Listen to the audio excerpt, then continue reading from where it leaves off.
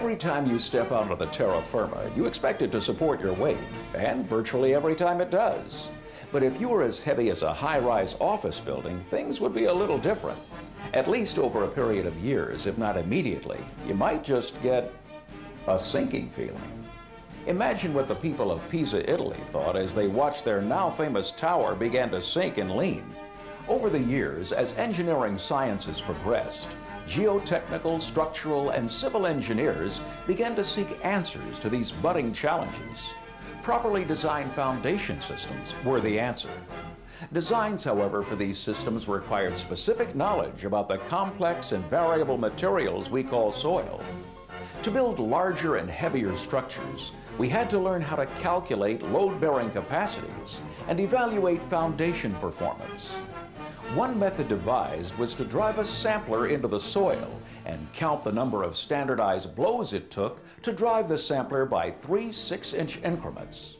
This technology became known as the SPT, or Standard Penetration Test, and it's still the most commonly used in situ test in North America.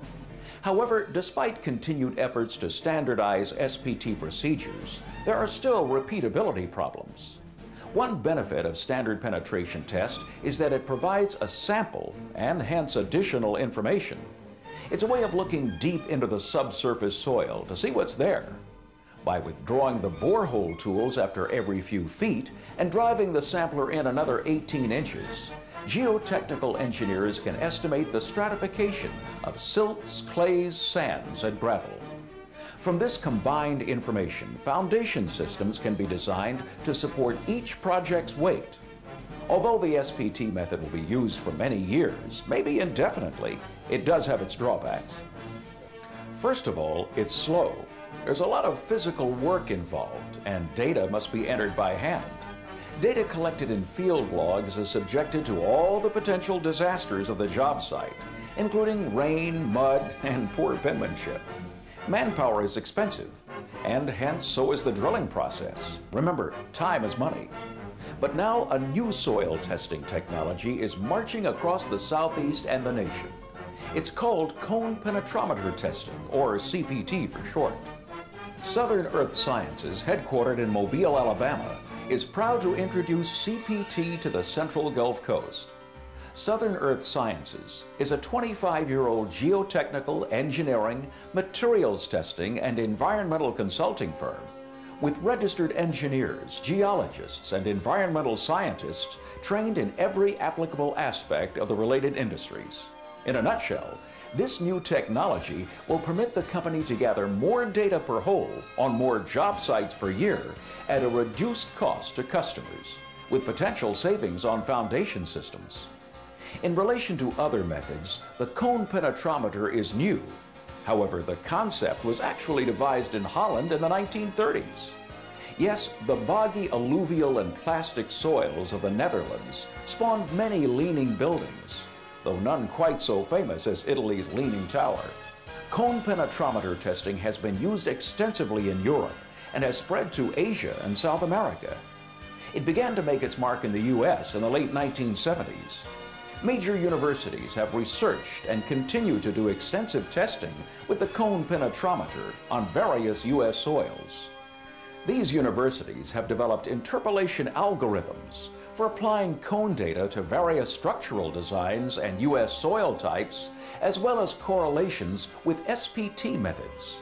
Included among these institutions in the South are Georgia Institute of Technology, Auburn University, University of Florida, and Louisiana State University. Based on university research, actual location trials, and several years of use, Georgia, Louisiana, Mississippi, Alabama, and Florida Departments of Transportation have adopted cone penetrometer testing as a part of their highway and bridge design programs. This new system uses a cone-shaped probe loaded with sensors and transducers. The probe is pushed into the ground at a constant rate under hydraulic force. Pressure can reach as high as the weight of the test vehicle. Southern Earth Sciences rig weighs in at 40,000 pounds and pushes the probe through its center of gravity, allowing it to apply the full 40,000 pounds of force to the probe. Data is sent from the probe through a cable to an onboard computer, where it is instantly converted to applicable information such as soil type, equivalent SPT, fee, and undrained shear strength. This data is immediately printed out via an onboard printer and is also stored on disk for future analysis. Each line entry on the printer provides exact depth for the extracted data on that line. Unlike the SPT method, which provides data at a periodic interval, usually every 5 feet, the cone sends continuous data over the entire depth of the test, or sounding as it is called. In addition to extrapolating data to soil types such as silty sands or sandy gravel, the probe can also measure pore water pressure, resistivity, shear wave velocity, tip resistance, and skin friction. It can also be used to measure hydraulic pressure from subsurface water and is ideal for determining the depth of the water table in cohesionless soil and artesian conditions. Most current cone penetrometers use a 3 or 4 sensor cone, thus sending 3 or 4 continuous streams of data to the computer. However, university and corporate researchers have developed cones that can send as many as 7 data streams. These new cones can provide information other than just geological data. For instance, one cone now in development can measure hydrocarbon presence in the soil. Other than increased data and reproducibility, the 2 most appealing aspects of the new cone penetrometers are decreased investigation costs and decreased sampling time. For about 1/3 the dollars, we can obtain up to 30 times the information currently collected using the SPT technology. And we can collect it on a continuous basis down to the desired depth. We can perform up to 600 linear feet of CPT testing in the same time it would take us to do a 100-foot deep SPT hole, not to mention that the data is analyzed instantly.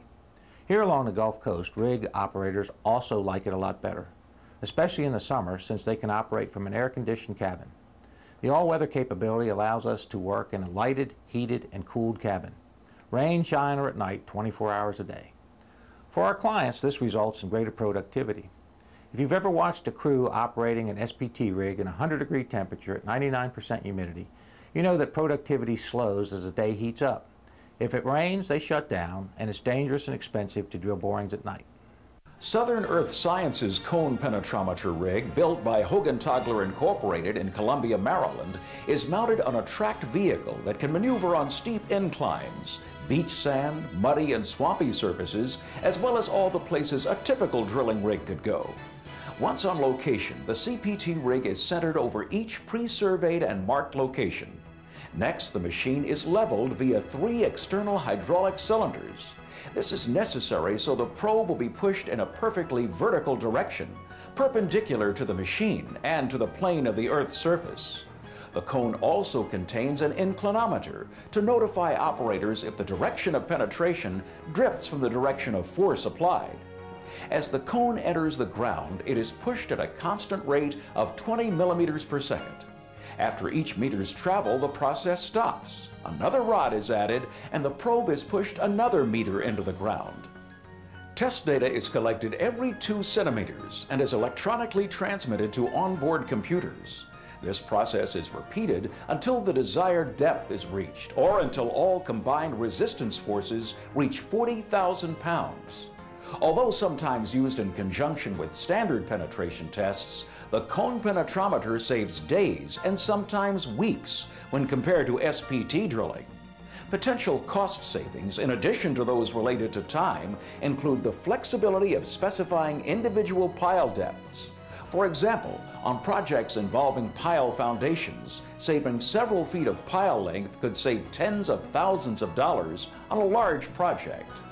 As you contemplate using cone penetrometer testing with your next project, consider these advantages over the SPT method. CPT offers a rapid and continuous soil profile. Reproducibility of data is high with less operator dependency. CPT measures actual in situ stress conditions. CPT provides a close analogy with vertically loaded piles. A CPT rig does not require as much headroom. Drilling mud is not required for soft soils. It is all-weather capable. It's safer to operate since there are no rotating parts. CPT provides more data at a lower cost. There are no cuttings generated at contaminated sites. To discuss your next project, call Southern Earth Sciences or visit their website at www.soearth.com. Their engineers are eager to share with you experiences they've had with a cone penetrometer. Although CPT is not perfect for every situation, it can possibly provide more, faster, and better data for your next project, and at a cost that will keep you from getting that sinking feeling.